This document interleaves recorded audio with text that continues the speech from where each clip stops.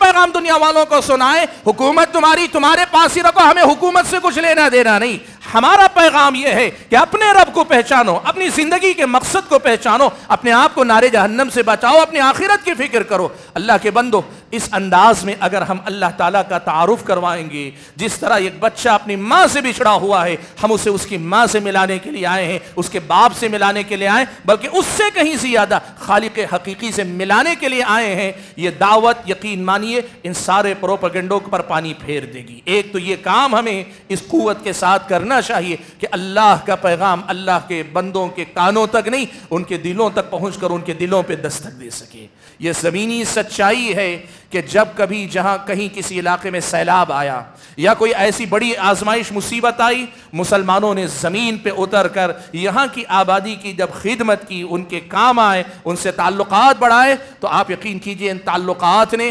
سالہ سال کی غیروں کی گئی وہ محنت جس کے ذریعے وہ ذہنوں کو زہریلا کر چکے تھے، اس کو مٹانے میں کامیاب ہو گئے.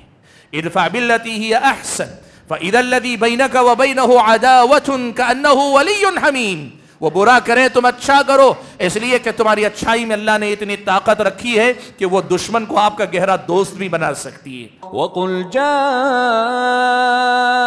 الْحَقُّ وَزَهَقَ الْبَاطِلُ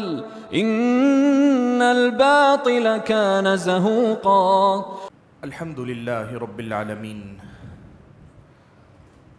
والصلاة والسلام على اشرف الانبیاء والمرسلین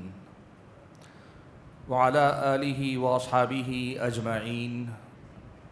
ومن تبعهم بإحسان الى یوم الدین. یا ایہا الذین آمنوا اتقوا اللہ حق تقاته ولا تموتن الا وانتم مسلمون. یا ایہا الناس اتقوا ربکم الذی خلقکم من نفس واحدہ وخلق منها زوجها وبث منهما رجالا كثيرا ونساء واتقوا الله الذي تساءلون به والأرحام إن الله كان عليكم رقيبا. يا أيها الذين آمنوا اتقوا الله وقولوا قولا سديدا يصلح لكم أعمالكم ويغفر لكم ذنوبكم ومن يطع الله ورسوله فقد فاز فوزا عظيما. اما بعد فاعوذ باللہ من الشیطان الرجیم بسم اللہ الرحمن الرحیم. كذلك ما أتى الذين من قبلهم من رسول إلا قالوا ساحر أو مجنون أتواصوا به بل هم قوم طاغون. معزز علماء کرام، بزرگوں اور پردہ نشین خواتین اسلام، آج کا یہ جو اجلاس، یہ مجلس، اس میں مجھے آپ کے سامنے غلط فہمیوں کا ازالہ اس حوالے سے کچھ بنیادی باتیں رکھنی ہیں. غلط فہمی کس کو کہتے ہیں؟ کسی بھی شخص کے بارے میں یا کسی بھی چیز کے بارے میں وہ جیسی ہے آدمی کی رائے ویسی نہ ہو کہ اس کے برعکس ہو جائے. آدمی برا ہے، اس کی کوئی خوبی دیکھ کر یا کوئی ایک اچھائی دیکھ کر آپ اسے اللہ کا ولی، بہت نیک، بڑا دیندار انسان سمجھ لیں، یہ بھی غلط فہمی ہے. یا آدمی اچھا ہے لیکن کسی وجہ سے آپ اسے ایک برا انسان، غلط انسان سمجھ لیں، یہ غلط فہمی ہے. اسلام اللہ تبارک و تعالیٰ کا بھیجا ہوا دین رحمت ہے جس میں ساری انسانیت کی بھلائی کی ضمانت ہے. دنیا اگر آج اس اسلام کو دہشت گردی سمجھتی ہے یا لوگوں پر ظلم زیادتی کرنے والا دین سمجھتی ہے، یہ غلط فہمی. بتانا یہ ہے کہ یہ بات یاد رکھیں کہ غلط فہمی جو ہوتی ہے، یہ کسی بھی چیز کو اس کی حقیقت کے برعکس آپ مان لیتے ہیں یا اس کے برعکس سمجھ لیتے ہیں، اس کے بارے میں رائے آپ کی ایسی ہو جاتی ہے تو اسے ہم غلط فہمی کہتے ہیں. یہ غلط فہمی کہیں بھی پیدا ہوتی ہے تو وہ خیر کی راہ میں رکاوٹ ہوتی ہے. میاں بیوی کے درمیان غلط فہمی ہو جائے، طلاق کی نوبت آ جاتی ہے. دو دوستوں میں غلط فہمی پیدا ہو جائے، انتشار، اختلاف، تعلقات کے خاتمے کی نوبت آ جاتی ہے. دو پڑوسیوں میں، دو پارٹنروں میں غلط فہمی پیدا ہو جائے تو معاملات کے خاتمے تک بات پہنچتی ہے۔ اور یہی مسئلہ اگر اللہ کے دین کے بارے میں، اللہ کے دین کے داعی کے بارے میں، اللہ تعالیٰ کے دین کی تعلیمات کے بارے میں اگر پیدا ہو جائے غلط فہمی، تو لوگ اللہ تعالیٰ کے دین تک نہیں پہنچ پاتے ہیں، اللہ تعالیٰ کے دین کے داعی اور مبلغ تک نہیں پہنچ پاتے ہیں، اسلامی شریعت کی تعلیمات تک نہیں پہنچ پاتے ہیں۔ یہ جو غلط فہمیوں کا معاملہ ہے، میں ان تمام قسم کی غلط فہمیوں سے ہٹ کر خاص طور پر آج غیر مسلموں میں یا یہاں کے جو ہمارے اپنے ملک کے رہنے والے باشندے ہیں، ان کے اندر اسلام اور مسلمانوں کے بارے میں جو غلط باتیں پھیلی ہیں یا پھیلائی جا رہی ہیں، جو غلط فہمیاں ان کے بارے میں پائی جاتی ہیں، اس حوالے سے کچھ بنیادی باتیں آپ کے سامنے رکھنا چاہتا ہوں۔ بھائیو دیکھیں، ایک بہت بڑی بات، ایک بہت بڑی سچائی زمینی سطح پہ یہ ہے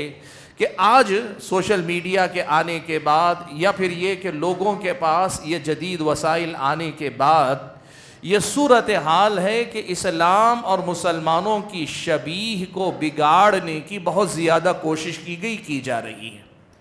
کتنے چینل آپ کو فیس بک یا یوٹیوب پر ملیں گے، کتنے ایسے پیج فیس بک پر آپ کو ملیں گے، اور آپ اگر زمین پہ نظر رکھیں، بعض افراد کی طرف سے، بعض تنظیموں کی طرف سے زمینی سطح پر قریہ قریہ جا کر، گھر گھر جا کر یہ کوشش کی جا رہی کہ اسلام اور مسلمانوں کے بارے میں یہ غلط تاثر دیا جائے کہ وہ اس ملک کے غدار ہیں، وہ یہاں کے مخلص نہیں ہیں، وہ یہاں کے عام غیر مسلموں کے دشمن ہیں، وہ جو غیر مسلم جو کسی سے کوئی نقصان نہیں پہنچاتے، مسلمان ان کے دشمن ہیں، ان کا برا چاہتے ہیں، اس ملک سے ان کا خاتمہ کرنا چاہتے ہیں۔ ایسی کتنی غلط فہمیاں ہیں،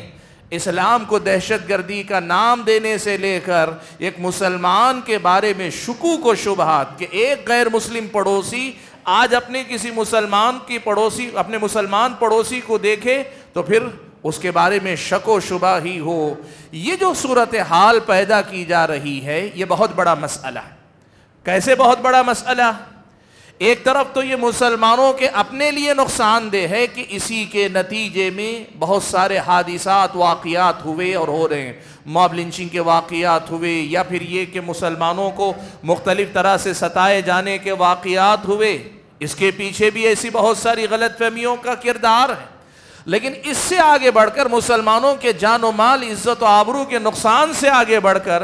دین اسلام کا یہ نقصان ہو رہا ہے کہ یہ اسلام جو دین رحمت ہے، اسے رحمت نہ ہو کر اس ملک کے لیے زحمت بتایا جا رہا ہے۔ اور اگر ہم سچائی سے کہیں تو حقیقت یہ ہے کہ ان غلط فہمیوں کے ذریعے یہاں کی غیر مسلم آبادی کا بھی نقصان کیا جا رہا ہے۔ یہاں کے جو غیر مسلم ہیں انہیں اللہ تعالیٰ کے دین، اللہ تعالیٰ کے پیغام کو سمجھنے سے روکا جا رہا ہے۔ ان غلط فہمیوں نے بڑا نقصان کیا اور بڑا نقصان پہنچا رہی ہیں۔ اب ان غلط فہمیوں کے سلسلے میں ہمیں کیا کرنا چاہیے یا ہماری اس سلسلے میں کیا ذمہ داری بنتی، اس کو ہمیں سمجھنا چاہیے۔ بھائیو دیکھو، سب سے پہلی بات تو یہ دیکھو، غلط فہمیاں کئی بار خود بخود پیدا ہو جاتی ہیں کسی کی وجہ سے، کسی وجہ سے غلط فہمی پیدا ہو جاتی ہے، کوئی کوشش کرتا نہیں ہے، کوئی آدمی جو ہے کوشش کرتا نہیں ہے، لیکن غلط فہمی پیدا ہو جاتی ہے کئی بار۔ اور کئی بار ایسا ہوتا ہے کہ غلط فہمیاں کچھ لوگوں کی طرف سے پیدا کی جاتی ہیں، لوگ اپنی طرف سے پیدا کرتے ہیں۔ اب آپ کو ایک مثال میں دیتا ہوں، دیکھیے، ہمارے سامنے ایسی باتیں پہنچی، ہم نے سنی اور آپ نے بھی سنی ہوں گی کہ آپ کو معلوم ہے کہ یہاں کیا ایک غیر مسلموں کا ایک طبقہ، بعض تنظیمیں یہ کام کرتی ہیں کہ مسلمانوں نے یہاں جو حکومتیں کی ہیں، مغلیہ دور کے جو مغل حکمران گزرے ہیں، ان کو اس ملک کے ظالم، غاصب اور اس ملک کے لٹیرے، اس ملک کو برباد کرنے والے، یہ سب ثابت کرتے ہیں اور ان کے نام مغل حکمرانوں کے بہت نمایاں کر کے بتاتے ہیں۔ اب ایسے ماحول میں پنج وقتہ ہماری مسجدوں سے جو اذان کے کلمات بلند ہوتے ہیں، اس میں ہم کیا اذان میں کیا کہتے ہیں؟ ابتدا بھی اللہ اکبر سے کہتے ہیں، اور اختتام کے آخری کلمے سے پہلے بھی اللہ اکبر ہم کہتے ہیں۔ آپ کو یہ بتاؤں، میدان سے یہ بات سامنے آئی کہ بہت سارے غیر مسلموں کے دماغ میں یہ غلط فہمی پائی جاتی ہے کہ مسلمان اللہ اکبر کہہ کے انہی مغل حکمرانوں کو، بادشاہ اکبر کو یاد کرتے ہیں اور اس طرح اپنی فتح اور کامرانی کا جھنڈا لہرا رہے ہیں، اور ایک طرح سے یہاں کے غیر مسلموں کو چڑھا رہے ہیں، ان کو یاد دلا رہے ہیں کہ دیکھو اکبر کے دور میں ہم نے تم پہ کیسی حکومت کی۔ سبحان اللہ، کہاں بادشاہ اکبر اور کہاں اللہ اکبر، سبحان اللہ، اللہ اکبر ہمیں پڑھنا چاہیے۔ ایسی غلط فہمیاں لوگوں کے اندر پیدا ہو بھی رہی ہیں اور غلط فہمیاں پیدا کی بھی جا رہی ہیں۔ قرآن مجید میں اللہ تعالیٰ نے یہی بیان فرمایا، کہا كَذَلِكَ مَا أَتَى الَّذِينَ مِن قَبْلِهِم مِّن رَّسُولٍ إِلَّا قَالُوا سَاحِرٌ أَوْ مَجْنُونٌ۔ اللہ نے فرمایا کہ اللہ کے نبی کے ساتھ ہی نہیں، آپ سے پہلے پیغمبروں کے ساتھ اور آپ صلی اللہ علیہ وسلم کے ساتھ بھی یہی ماجرا ہے کہ قوم کے ظالم یہ معاملہ کیا کرتے ہیں کہ ان کے بارے میں کہتے ہیں کہ یہ جادوگر ہیں، نعوذ باللہ، یہ پاگل ہیں، ساحر ہیں، مجنون ہیں، یہ سب کہتے ہیں۔ اللہ تبارک و تعالیٰ نے یہ بات بتائی کہ ظالم حق بات کی حقانیت کا کوئی جواب نہیں رکھتے، اللہ تعالیٰ کے سچے دین کی سچائی کا کوئی جواب نہیں رکھتے، لیکن لوگوں کو اس خیر سے روکنا چاہتے ہیں، چاہے اپنی کسی مفاد کی وجہ سے، عصبیت کی وجہ سے، اپنی کسی چیز کے تحفظ کے مقصد سے، جو بھی مقصد ہو، لیکن اللہ کے دین تک پہنچنے دینا نہیں چاہتے، تو یہ غلط فہمیاں پیدا کرتے ہیں۔ یہ پچھلے انبیاء کے ساتھ بھی ہوا ہے، پیارے نبی صلی اللہ علیہ وسلم کے ساتھ بھی ہوا۔ آپ نے سنا ہوگا طفیل بن عمرو دوسی قبیلہ دوس کے سردار تھے، وہ مکہ آئے تو مکہ آنے کے ساتھ مکے والوں نے پیارے نبی صلی اللہ علیہ وسلم کے بارے میں ڈرا دیا، کہہ دیا یہاں ایک ایسا آدمی ہے کہ اگر آپ اس کی بات سن لیں گے تو آپ کو فتنے میں مبتلا کر دے گا، یہ ایسا انسان ہے جو بھائی بھائی میں جدائی ڈال دیتا ہے، خاندانوں میں جدائی ڈال دیتا ہے۔ طفیل بن عمرو دوسی نے اتنا زیادہ یہ جو پروپیگنڈا، یہ جو غلط فہمیاں پھیلائی گئیں، اس غلط پروپیگنڈے کا اتنا اثر لیا کہ اپنے کانوں میں انہوں نے روئی رکھ لی، یہ طے کر لیا کہ میں سنوں گا نہیں کچھ۔ پھر اللہ کا کرنا یہ ہوا کہ اللہ تبارک و تعالیٰ نے ان کو توفیق عطا فرمائی۔ انہوں نے سوچا میں ایک سمجھدار آدمی ہوں، میں خود ایک شاعر ہوں، کیا وہ کہیں گے؟ اگر شاعر ہیں تو بھی پہچان لوں گا، اگر ساحر جادوگر ہیں تو بھی پہچان لوں گا، سن کر تو دیکھوں۔ تو طفیل بن عمرو دوسی اللہ کے نبی کے پاس آئے اور جب سنا تو سمجھ گئے کہ یہ سب کچھ پروپیگنڈا تھا، یہ لوگوں نے پھیلائی، لوگوں نے جو غلط فہمیاں پھیلائی ان کا ایک نتیجہ ہے، ورنہ اللہ کے نبی سچے نبی اور اللہ تعالیٰ کا پیغام لے کر آئیں۔ حاضرین گرامی قدر، غلط فہمیاں چاہے کسی وجہ سے پیدا ہو یا پیدا کی جائے، دونوں قسم کی غلط فہمیوں کا ازالہ کرنا، ان کا خاتمہ کرنا، یہ ہماری بہت بڑی ذمہ داری بنتی ہے۔ سوال یہ پیدا ہوتا ہے کہ جو غلط فہمیاں پیدا ہو جاتی ہیں یا پیدا کی جاتی ہیں، اس کا تدارک کیسے کیا جائے؟ بھائیو، اس کے تدارک کا سب سے پہلا اور سیدھا راستہ یہ ہے کہ ہم اور آپ یہاں کے غیر مسلموں کے ساتھ تعلقات کو بحال کریں، تعلقات کو وسعت دیں، لوگوں کے ساتھ، یہاں کے غیر مسلموں کے ساتھ میل جول بڑھائیں۔ یاد رکھیں، اسلامی شریعت کا یہ مسئلہ صاف ہے کہ اللہ تبارک و تعالیٰ نے وہ لوگ جو کسی شرک یا غلط کام میں مبتلا ہو، ان کے اس کام میں ساتھ دینے سے منع کیا،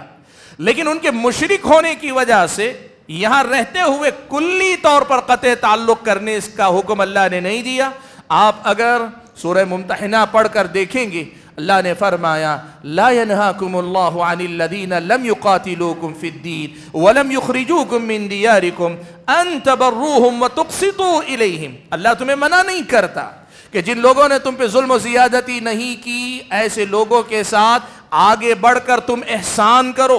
آگے بڑھ کر تم انصاف کا معاملہ کرو، اس سے اللہ تبارک و تعالیٰ تمہیں منع نہیں کرتا۔ اور اگر کسی نے ظلم بھی کیا ہے تو اللہ تعالیٰ کم سے کم اتنا تو کرنے کا حکم دیتا ہے کہ برائی کا بدلہ برائی سے دینے کے بجائے برائی کا بدلہ اچھے سے دینے کی کوشش کرو، تعلقات بحال کرو یہاں کے لوگوں سے۔ کیوں؟ دیکھو، تعلقات کی بحالی سے ہی آپ ان غلط فہمیوں کا صحیح معنوں میں تدارک کر سکتے ہیں۔ یہ آج کا کتنا بڑا المیہ،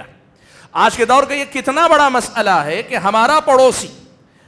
پڑوسی جو ہمارے پاس رہتا ہے، ہمارے ساتھ رہتا ہے، اسی راستے چلتا ہے جس راستے سے ہم چلتے ہیں، کسی دور بیٹھے چینل پہ کوئی بیٹھا ہوا، کسی یوٹیوب چینل پہ کوئی بیٹھا ہوا، کوئی فیس بک پہ کہیں بیٹھا ہوا، واٹس ایپ میں کوئی میسیج بھیج رہا ہے، کون ہے؟ نہ بولنے والے کا پتہ ہے، نہ اس کا کوئی اعتبار ہے، ثقافت ہے، اس کا کوئی وزن بھی نہیں، بس یہ ہے کہ وہ آپ کے بارے میں جھوٹ پھیلا رہا ہے۔ یہ کتنا بڑا المیہ ہے کہ پڑوسی آپ کا صبح و شام آپ کو دیکھتا ہے، لیکن وہ اس پروپیگنڈے سے متاثر ہے اور آپ کے بارے میں شکوک و شبہات میں مبتلا ہے، اور آپ جو اس کے پڑوسی ہیں، بس اوقات صرف ایک دیوار کا فاصلہ ہے، وہ آپ کے بارے میں جھوٹ بول کر اسے جھوٹ پر یقین کرنے والا بنا سکتے ہیں۔ ہم اور آپ تعلقات بحال رکھ کے اپنے بارے میں ہم سچ نہیں بول سکتے؟ کیا ہم اپنے بارے میں سچائی دنیا کو نہیں بتا سکتے؟ بھائیو، تعلقات بحال کرو۔ اسلامی شریعت نے ان تعلقات کے حدود، ضوابط سب متعین کیے ہیں۔ اگر آپ اہل علم کی رہنمائی میں یہ کام کرنے پہ آئیں گے، اتنا وسیع میدان ہے۔ بالخصوص تعلقات سے آگے بڑھ کر خدمت خلق کا جو باب ہے، انسانوں کو انسانوں کی حیثیت سے ان کے کام آنے کا جو معاملہ ہے، وہ غیر مسلم بھی ہو، حتیٰ کہ وہ آپ کے اوپر ظلم کرنے والا بھی ہو، اگر آپ انسانیت کی بنیادوں کے ساتھ اس کے ساتھ حسن سلوک کرتے ہیں، یہ اسلامی شریعت کا وہ پہلو ہے جو اکثر لوگوں کے دلوں کو جیتنے کا باعث بنتا ہے۔ میں زیادہ تفصیل میں نہیں جاؤں گا، صرف اس بات کی طرف اشارہ کروں گا۔ پچھلے اگر 5-7 سال میں آپ دیکھیں، کورونا یا کورونا سے پہلے جس طرح مسلمانوں کے بارے میں غلط فہمیاں پھیلائی گئیں، حتیٰ کہ کورونا کے زمانے میں مسلمانوں نے جو خدمتیں کی، اس کو بھی کورونا جہاد کا نام دے کر خدمت خلق کے کام سے لوگوں کو متنفر کرنے کی کوشش کی گئی۔ لیکن اس ساری کوشش کے باوجود یہ زمینی سچائی ہے کہ جب کبھی جہاں کہیں کسی علاقے میں سیلاب آیا یا کوئی ایسی بڑی آزمائش مصیبت آئی، مسلمانوں نے زمین پہ اتر کر یہاں کی آبادی کی جب خدمت کی، ان کے کام آئے، ان سے تعلقات بڑھائے، تو آپ یقین کیجئے ان تعلقات نے سالہ سال کی غیروں کی گئی وہ محنت جس کے ذریعے وہ ذہنوں کو زہریلا کر چکے تھے، اس کو مٹانے میں کامیاب ہو گئی۔ ادفع باللتی ہی احسن فَإِذَا الَّذِي بَيْنَكَ وَبَيْنَهُ عَدَاوَةٌ كَأَنَّهُ وَلِيٌّ حَمِيمٌ۔ وہ برا کریں تم اچھا کرو، اس لیے کہ تمہاری اچھائی میں اللہ نے اتنی طاقت رکھی ہے کہ وہ دشمن کو آپ کا گہرا دوست بھی بنا سکتی ہے۔ حاضرین گرامی قدر، سب سے پہلے تو یہ ہونا چاہیے تعلقات بحال کریں، خدمت خلق کے باب میں آگے بڑھنے کی کوشش کریں۔ اور دوسری بات آپ کے سامنے یہ رکھنا چاہوں گا کہ جو لوگ غلط فہمیاں پیدا کرتے ہیں، جو لوگ غلط فہمیاں پیدا کر رہے ہیں لوگوں کے اندر، آپ ان کے مقاصد کو ذرا سمجھیں۔ آپ یہ دیکھیں کہ آپ کا برا چاہنے والے یا آپ سے اپنی دشمنی نبھانے کا عہد کرنے والے آپ کے بارے میں اگر جھوٹ پھیلا رہے ہیں، غلط فہمی پھیلا رہے ہیں، اس کی وجہ کیا ہے، اس کا سبب کیا ہے، یہ سب سے پہلے آپ جاننے کی کوشش کریں۔ عام طور پر یہ بات آپ یاد رکھیے گا کہ زیادہ تر غلط فہمی پھیلانے والوں کے مقاصد سیاسی قسم کے ہیں۔ وہ سیاسی مقاصد چاہتے ہیں۔ سیاسی مقاصد دو طرح کے ہیں، یا تو یہ کہ کچھ لوگ ہیں کہ وہ اسی نفرت کی پیٹھ پر سوار ہو کر عہدے پانا چاہتے ہیں، کرسیاں پانا چاہتے ہیں، وہ ترقی کرنا چاہتے ہیں، اس لیے مسلمانوں سے متنفر کر کے مسلمانوں کی نفرت کے نام پہ ووٹ اپنی طرف کرنا چاہتے ہیں۔ ایک وجہ یہ، اور سیاست کا دوسرا پہلو یہ کہ کچھ لوگوں نے یہاں کے عوام کو یہ پٹی پڑھائی ہوئی ہے کہ مسلمانوں کا جو عہد حکومت تھا اس ملک پر، وہ چاہے جتنی خامیاں ہو لیکن پھر بھی اس ملک کی تاریخ کا ایک عہد زرین تھا، اس عہد زرین کے بارے میں یہ تأثر دیا ہے کہ یہ یہاں کے غیر مسلموں کی، بالخصوص ہندوؤں کی غلامی کا دور تھا۔ اب تمہاری آزادی کا دور آیا ہے، اب ان کو غلام بنانا ہے۔ یہ سارے مقاصد سیاسی قسم کے ہیں، یہ سارے مقاصد سیاسی قسم کے ہیں۔ اور اسی سے جڑا ایک تیسرا ہے، ایک مقصد، وہ کیا ہے کہ یہاں کے مسلمان وہ چاہتے یہ ہیں کہ تم کو پھر سے ایک مرتبہ اپنا غلام بنا لیں۔ یہاں وہ چاہتے ہیں کہ ان کی اکثریت ہو جائے، ان کی تعداد بڑھ جائے، وہ تعداد بڑھا کر یا تو کنورژن کے ذریعے، تبدیلی مذہب کے ذریعے، یا پھر اپنی تعداد بڑھا کر بچے زیادہ پیدا کر کے وہ یہاں اپنی اکثریت بنا کر یہاں تمہیں پھر سے غلام بنانا چاہتے ہیں۔ ظاہر بات ہے یہ ساری باتیں ان عوام کے ذہن میں ان کے اپنے اس ملک میں مستقبل کے تئیں یا ماضی کے تئیں جذباتیت پیدا کر سکتے ہیں، مادی مصلحتوں کا کی فکر پیدا کر سکتے ہیں۔ آپ اور ہم اگر ان مقاصد کو سمجھ کر آگے بڑھ رہے ہیں تو آپ یقین کیجئے غلط فہمی پھیلانے کی ان ساری کوششوں کے باوجود آج بھی ہمارے لیے میدان اس حیثیت سے بہت سازگار ہے کہ ہماری دعوت کوئی سیاسی غلبے والی دعوت نہیں ہے، اللہ کے بندوں کو اللہ تبارک و تعالیٰ تک پہنچانے کی دعوت ہے، اللہ کے بندوں کو اللہ تعالیٰ سے ملانے کی دعوت ہے۔ ہمارا مقصد کوئی سیاسی مقصد نہیں۔ آپ کو معلوم ہے اللہ کے نبی صلی اللہ علیہ وسلم نے مکہ میں کیا کہا تھا؟ اللہ کے نبی نے کہا تھا قولوا لا الہ الا اللہ تفلحون، اور یہ بھی اللہ کے نبی نے کہا تدین لکم العرب والعجم۔ اللہ کے نبی نے یہ نہیں کہا اسلام قبول کر لو ہم تم پہ حکمران ہو جائیں، کہا نہیں تم حکومت میں ہو کل بھی تم ہی حکومت میں رہو گے، ہم آئے اس لیے ہیں کہ تم عوام میں رہو، حکومت میں رہو، ہم چاہتے یہ ہیں کہ اللہ کے ہو کے رکھو، اپنے خالق اپنے مالک اپنے معبود برحق کے ہو کے رہو، اللہ تبارک و تعالیٰ سے جوڑنے کا پیغام لے کر آئے ہیں۔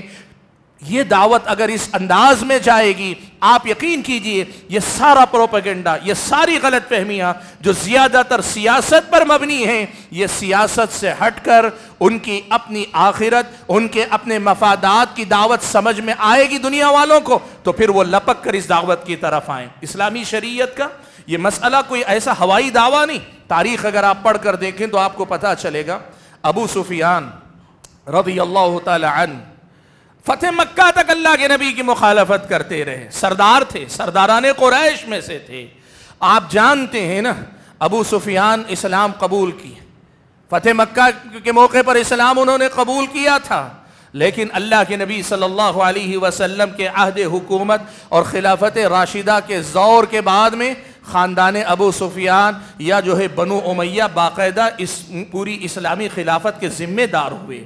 آپ یہ پیغام دنیا والوں کو سنائیں حکومت تمہارے پاس ہی رکھو، ہمیں حکومت سے کچھ لینا دینا نہیں۔ ہمارا پیغام یہ ہے کہ اپنے رب کو پہچانو، اپنی زندگی کے مقصد کو پہچانو، اپنے آپ کو نار جہنم سے بچاؤ، اپنی آخرت کی فکر کرو۔ اللہ کے بندو اس انداز میں اگر ہم اللہ تعالیٰ کا تعارف کروائیں گے، جس طرح ایک بچہ اپنی ماں سے بچھڑا ہوا ہے، ہم اسے اس کی ماں سے ملانے کے لیے آئے ہیں، اس کے باپ سے ملانے کے لیے آئے، بلکہ اس سے کہیں زیادہ خالق حقیقی سے ملانے کے لیے آئے ہیں، یہ دعوت یقین مانیے ان سارے پروپیگنڈوں پر پانی پھیر دے گی۔ ایک تو یہ کام ہمیں اس قوت کے ساتھ کرنا چاہیے کہ اللہ کا پیغام اللہ کے بندوں کے کانوں تک نہیں، ان کے دلوں تک پہنچ کر ان کے دلوں پہ دستک دے سکے۔ اور دوسری بات جو اس سلسلے میں کرنی چاہیے، یہ کام عوام الناس سے زیادہ خواص کا ہے، اور خواص میں سے اگر کوئی کر سکیں تو یہ بہت اچھا ہے۔ وہ یہ ہے کہ دیکھو پروپیگنڈا پھیلانے والے گنے چنے لوگ ہوتے ہیں، انگلیوں پہ گنے جاتے ہیں۔ بس مسئلہ یہ ہے کہ فرعون کے بارے میں اللہ نے کہا فَاسْتَخَفَّ قَوْمَهُ فَأَطَاعُوهُ، اس نے کیا کہ اپنی قوم کو جو ہے بیوقوف بنا لیا، بہت ہلکا پایا، فَأَطَاعُوهُ، اس کے تابع ہو گئے، لوگ چل پڑتے ہیں۔ اب اس کا توڑ کیسے ہوگا؟ عوام پر محنت اس انداز سے کیجئے، لیکن وہ جو خواص ہیں جو یہ غلط فہمیاں پیدا کرتے ہیں ان کو آپ نوٹ کیجئے کون ہیں۔ مثال کے طور پر آپ سارے ہندوستان کی فکر چھوڑ دیں فی الوقت، آپ لوگ آندھرا کے لوگ ہیں، تیلگو زبان میں ایسے کون سے چینل ہیں یا ایسے کون سے فیس بک پیج ہیں، یوٹیوب پہ کون سے چینل ہیں جو مسلمانوں کے بارے میں، اسلام کے بارے میں غلط فہمیاں پھیلا رہے ہیں؟ آپ نوٹ کیجئے۔